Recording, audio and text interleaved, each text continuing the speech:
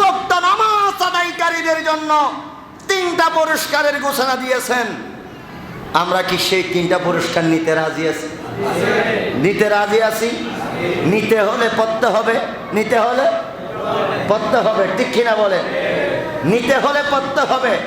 3টা পুরস্কার 5 ওয়াক্ত নামাজের ভিতরে অসংখ্য পুরস্কার রয়েছে, কিন্তু তার থেকে 3টা বড় বড় পুরস্কার আল্লাহ রসুল যারা নামাজ আদায় করে 5 ওয়াক্ত নামাজীদের জন্য 3টা পুরস্কারের ঘোষণা দিয়েছে। সুবহানাল্লাহ।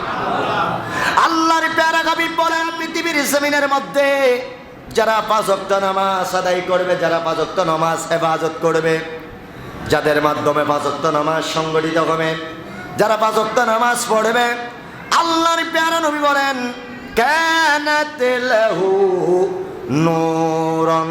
জোরে বলুন সুবহানাল্লাহ। কানাত লাহু নূরান। রাসূলুল্লাহ বলেন তার দুনিয়ার জমিনের মধ্যে তার জীবন আলোকিত হয়ে যাবে, হাশরের ময়দানেও তার জীবন আলোকিত হয়ে যাবে। সুবহানাল্লাহ। 1 নাম্বার, নামাজ পড়লে চেহারা আলোকিত হবে, জীবন আলোকিত হবে, এবং কবর হাশর আলোকিত করে দেবেন কে? আল্লাহ। নামাজ পড়লে কানাত লাহু নূরান, যারা নামাজ পড়ে তাদের জীবন নূরে নূরান্বিত হয়ে যাবে। অনেক মানুষ আছে আমাদের সমাজে কালো, বলুন কি কালো? কালো মানুষ আছে না নাই? শেষ করে দেব?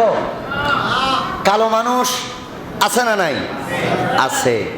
মানুষ যদিও বা কালো, 5 ওয়াক্ত নামাজ পড়ার কারণে তার চেহারার মধ্যে আলো দেখা যায়, ঠিক কিনা বলে?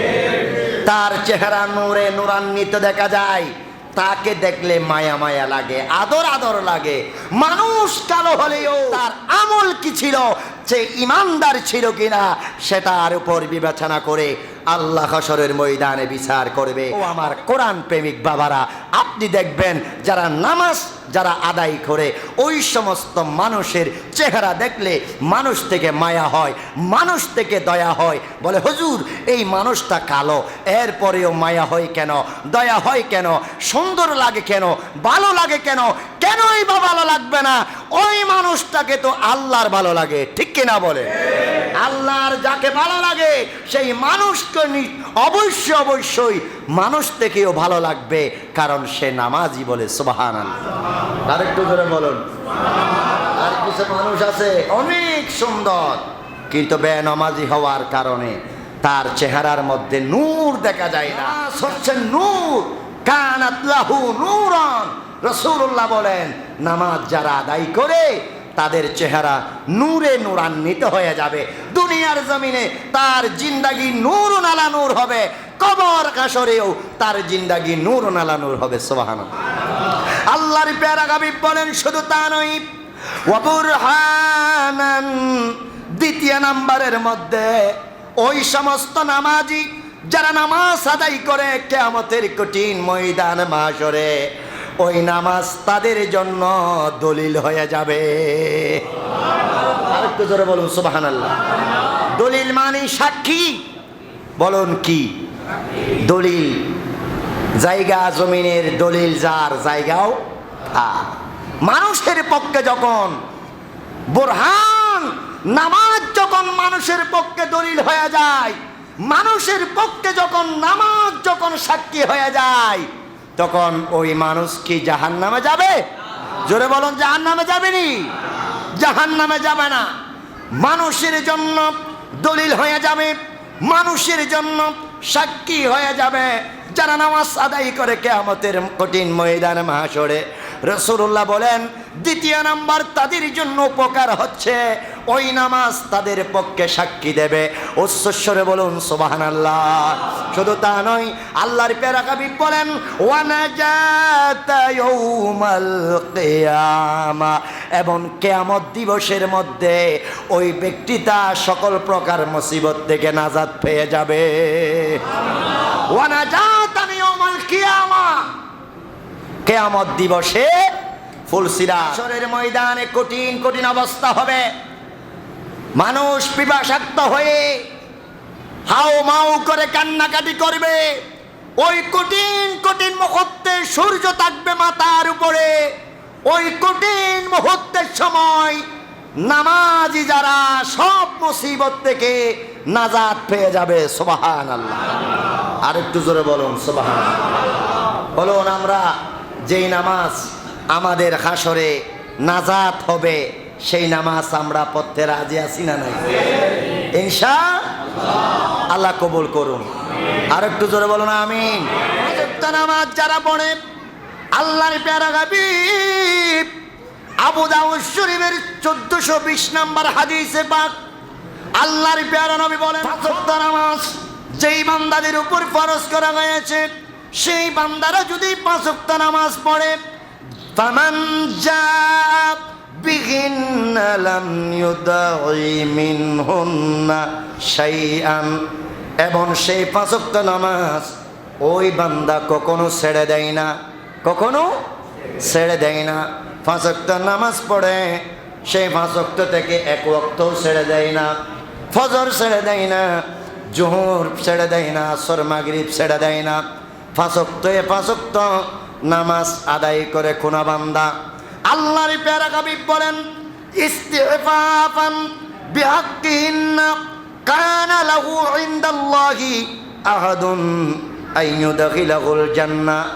আল্লাহর প্যারা হাবিব বলেন, ওই মানুষ নামাজ পড়ে, নামাজের প্রতি ইস্তিগফাফান বিহাক্কিহিন্না, অবহেলা করে না, অবজ্ঞা করে না।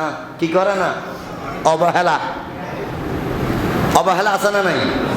অবজ্ঞা করে, নামাজকে অবজ্ঞা করে, অবহেলা করে। কিভাবে? আপনার স্ত্রী আপনাকে বলল যে আজান হয়েছে, নামাজ পড়ে নাও।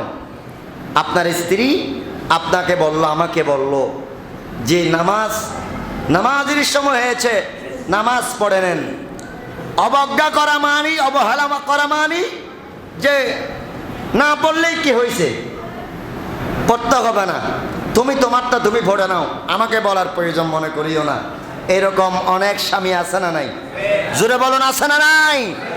তাহলে বলতে চেয়েছিলাম আল্লাহ পাক রব্বুল আলামিনের নবী রাসূলুল্লাহ সাল্লাল্লাহু আলাইহি ওয়াসাল্লাম বলতেছেন, ওই মানুষ যেই মানুষ নামাজের কথা বললে অবজ্ঞা করে না, যে মানুষ অবহেলা করে না, পাঁচ ওয়াক্ত নামাজ আদায় করে। কয় ওয়াক্ত নামাজ? বুঝি 3 ওয়াক্ত নেই, বরং কয় ওয়াক্ত? হাতে দেখাই দেন কয় ওয়াক্ত? 5 ওয়াক্ত। কিছু কিছু হাত তোলে নাই, কারণ বলে ওদের 5 ওয়াক্ত কই লাভ কি হবে, আমি কি 1 ওয়াক্ত যাই না।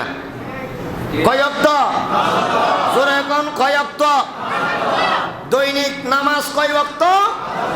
5 ওয়াক্তের মধ্যে ওয়াক্ত কয় ওয়াক্ত পড়া দরকার? কয় ওয়াক্ত? আল্লাহ কবুল করুক, আমিন বলুন আমিন। আমার মুসল্লি কেরাম বাবারা, আল্লাহর প্যারা হাবিব বলেন, 5 ওয়াক্ত নামাজ থেকে 1 ওয়াক্ত নামাজ অবজ্ঞা করে না, 1 ওয়াক্ত নামাজও ছেড়ে দেয় না। এইরকম যারা মুসল্লি, আল্লাহর প্যারা হাবিব বলেন, কিয়ামতের কঠিন ময়দানে কানা লাহু ইনদাল্লাহি আহাদুন আইয়ুদখিলাহুল জান্নাহ, ওই ব্যক্তিকে আল্লাহর জিম্মায় আল্লাহ পাক রব্বুল আলামিন জান্নাতে প্রবেশ করাবে। জোরে বলেন আল্লাহু আকবার। যেই ব্যক্তি নামাজ ত্যাগ করে না, যে ব্যক্তি নামাজ ছাড়ে না, আল্লাহ তার জিম্মাদারি নিয়েছেন। ও আমার মুসল্লি কেরাম বাবারা, যারা নামাজি, যারা নামাজ পড়ে, তাদের জিম্মাদার দুনিয়ার কারো কাছে নয়, তাদের জিম্মাদার যিনি নিয়েছেন বলুন তিনি কে?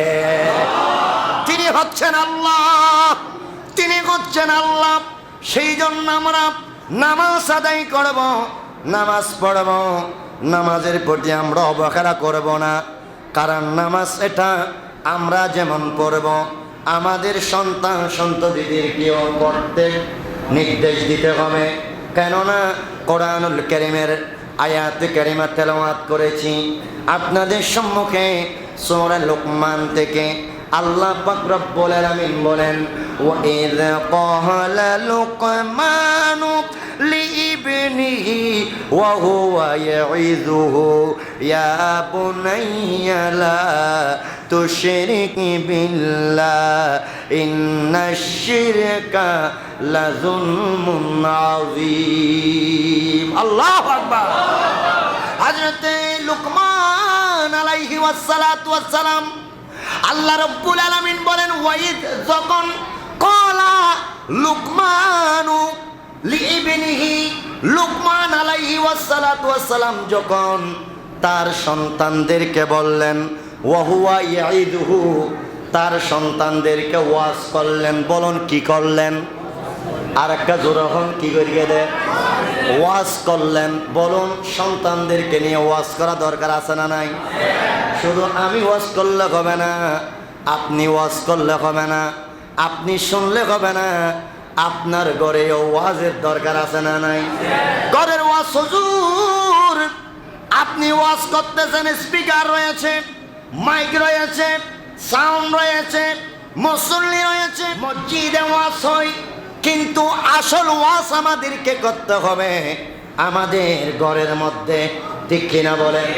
পরিবারের মধ্যে যদি আপনি ওয়াজ না করেন, আপনার একটা সন্তান চোর হতে পারে, ডাকাত হতে পারে, গাঁজাটি হতে পারে, বিভিন্ন জুয়া খেলায় লিপ্ত হতে পারে, আসক্ত হতে পারে, খারাপ সন্তানদের সাথে মিশতে পারে। সেই জন্য আল্লাহ রাব্বুল আলামিন শিক্ষা সহ 114 সূরার ভিতরে আল্লাহ পাক রব্বুল আলামিন একটা সূরার নাম দিলেন সূরাতুল লুকমান। লোকমান আলাইহিস সালাম কোনো নবী ছিলেন না, কোনো একজন রাসূল ছিলেন না, কিন্তু আল্লাহর এমন প্রিয় হয়ে গিয়েছিল লোকমান আলাইহিস সালাম নিজের সন্তানদেরকে যেই নসিহত করেছেন, যেই ওয়াজ করেছেন, সেই ওয়াজগুলো আল্লাহর ভালো লাগার কারণে আল্লাহ বলে কিয়ামত পর্যন্ত আমার যত বান্দা দুনিয়ার জমিনে আসবে সকল বান্দাদের শিক্ষার জন্য আমি কোরআনুল কারিমে লোকমান আলাইহিস সালামের ওয়াজগুলো ঢুকিয়ে দিলাম, একটা সূরা বানাই দিলাম। বলুন সুবহানাল্লাহ। আমার কোরআন প্রেমিক বাবারা, গভীর মনোযোগ, আশিকের রাসূল বায়ানা, লুকমান আলাইহিস সালাম ওয়াজ করতেছে, শিক্ষা দিচ্ছেন আমাদেরকে। আমি হুজুর মানুষ, আমার সন্তানকে আমাকে ওয়াজ করতে হবে। আপনি আমার মুরব্বী মানুষ, আপনি আমার বড় ভাই মানুষ, আপনি ঘরের অভিভাবক, আপনাকে ঘরে ওয়াজ করতে হবে। কিভাবে করবেন? আমি যেভাবে বসেছি সেভাবে একটা টেবিলে চেয়ারে আপনি বসবেন, সন্তানদেরকে ডাকবেন, ওগো আমার আব্দুর রহমান, আব্দুল্লাহ, ওগো আমার মা ফাতেমা আসো একটু বসো, ওগো আমার স্ত্রী আসুন একটু বসুন, সামনে বসাবেন সবাইকে নিয়ে। এবার ওয়াজ করবেন, ওগো আমার সন্তানরা, তোমরা কি চাও আমি জাহান্নামে যাই? কোনো সন্তান চাইবে না তার বাবা জাহান্নামে যাবে, কোনো সন্তান কোনো স্ত্রী চাইবে না তার স্বামী জাহান্নামে যাবে। সেই জন্য বাবা ওয়াজ করবেন, কি জন্য আমি জাহান্নামে যাব? তোমরা কি জানো? তোমরা যেই চাল চলন শুরু করে দিয়েছ, কেউ চলতেছ মৌদুদির সাথে, কারো লেনদেন আপনার সুদের সাথে, কারো লেনদেন অমুকের সাথে, এভাবে তোমাদের চলাফেরা যদি এইরকম হয়, আমার এন্তাকালের পরে আমি জাহান্নামে যাব আমার মনে হচ্ছে। সুতরাং তোমরা কি চাও আমি জাহান্নামে যাই? এইরকম যদি সন্তানদেরকে ওয়াজ করতে পারেন, সেই ওয়াজের ভিতরে হেদায়েত দান করে দিবেন কে? আরেকটু জোরে বলুন কে? বলুন ওয়াজ করা দরকার আছে না নাই? আরেকটু জোরে বলুন আছে না নাই? ওয়াজ করবেন, বলবেন। হযরত লুকমান আলাইহিস সালাম বলছেন, ওয়া হুয়া ইয়াইদুহু ইয়া বুনাইয়া লা তুশরিক বিল্লাহ। এই আমার আদরের কলিজার টুকরা সন্তান, আল্লাহর সাথে কাউকে শরীক করা যাবে না। সুবহানাল্লাহ বলেন না? আল্লাহর সাথে কি কাউকে শরীক করা যাবে? আজকে যদি আপনার সন্তানকে যদি জানাইতেন, আমার সন্তান আল্লাহর সাথে কাউকে শরীক করা যাবে না, এই শিক্ষাটা যদি আপনার সন্তানকে আপনি দিতে পারেন, আপনার সন্তান কোনোদিন আল্লাহর সাথে কাউকে শরীক করবে না, ঠিক কিনা বলে? শিক্ষা দেওয়া দরকার আছে না নাই? আপনার সন্তান নামাজ ভুলবেন না, আপনার সন্তান যাকাত দেওয়া ভুলবেন না। আল্লাহ রাব্বুল আলামিন কোরআনুল কারীমের মধ্যে বলছেন, ইন্নাশ শিরকা লাযুলমুন আযীম।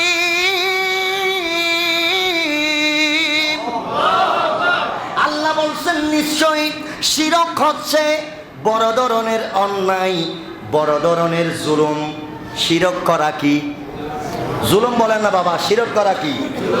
আল্লাহর সাথে কাউকে শরীক করা, এটা বড় ধরনের জুলুম, এটা বড় ধরনের অন্যায়।